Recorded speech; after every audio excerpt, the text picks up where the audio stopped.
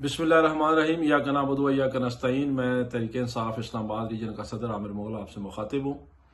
मैं पिछले 2-3 दिन से जारी जो तुलबा का एहतजाज है, जो पहले लाहौर से शुरू हुआ और अब रावलपिंडी, इस्लामाबाद, मंडी बहाउद्दीन, गुजरात, पूरे पंजाब में फैल चुका है, उसके हवाले से बात करना चाहता हूँ। और मैं मरियम नवाज से मुखातिब हूँ। मैं थोड़ी देर के लिए भूल जाता हूँ कि तुम एक ऐसे शख्स की बेटी हो और एक ऐसे शख्स की भतीजी हो जिन्होंने ना सिर्फ खुद मैंडेट लूटा 8 फरवरी को, बल्कि आपको भी, अपनी भतीजी और बेटी को भी बंदूक की नोक पे एस्टेब्लिशमेंट के साथ मिलकर इस पाकिस्तान तहरीक इंसाफ का मैंडेट लूट के दिया।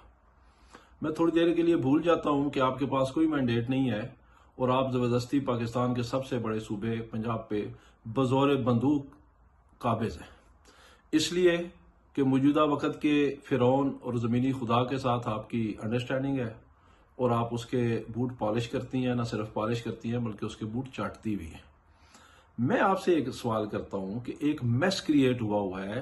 तुलबा ये समझ रहे हैं कि उनकी एक बहन के साथ, उनकी एक कोलीग के साथ जुल्म और ज्यादती हुई है और आपने बजौर बंदूक हमेशा की तरह उसे ना सिर्फ दबा लिया बल्कि छुपा भी लिया। अब आपने कल प्रेस कॉन्फ्रेंस की, उसका नतीजा ये निकला कि पूरे पाकिस्तान में पहले से ज्यादा एहतजाज और मुजाहरे होने शुरू हो गए। आपको क्यों समझ नहीं आती कि जब आप एक जैली मैंडेट के साथ, एक लूटे हुए मैंडेट के साथ किसी सीट पे विराजमान होंगी और बंदूक की जोर पे जब आप वज़ीर आला बनेंगी तो आपकी कोई क्रेडिबिलिटी नहीं बचती, आपकी कोई साख नहीं बचती और ना आपके साथ काम करने वाले ये ब्यूरोक्रेट जो आपके कहने पे जुल्म कर रहे हैं अवाम के साथ, ना इनकी कोई साख बचती है।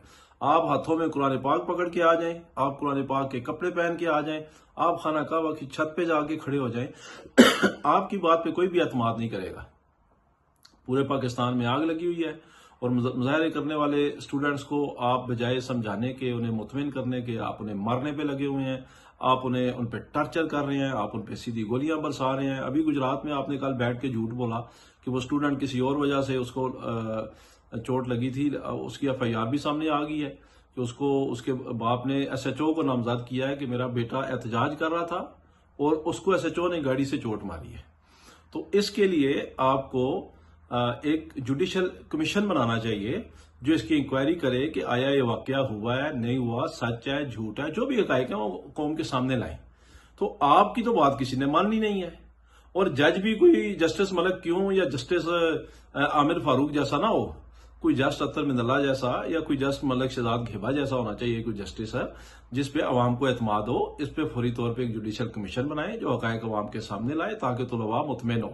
और मैं मजम्मत करता हूं, उस वाक़े का तो मुझे नहीं पता हुआ है या नहीं हुआ और ठीक है या गलत है, लेकिन ये वाकया पूरी कौम ने देखा है कि जिस तरह आप तुलबा पे वहशाना तरीके से जुल्म कर रही हैं।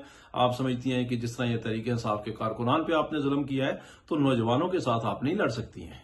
नौजवान इस मुल्क की सबसे बड़ी कुव्वत है, 65% है इस मुल्क का, और आप बजौरे बंदूक, बजौरे ताकत उनको अपना ताबे बनाना चाहती हैं और आप उन सबको दहशतगर्द करार दे रही हैं। मैं सख्त मजम्मत करता हूं और तुलबा के इस मुतालबे की हमायत करता हूं।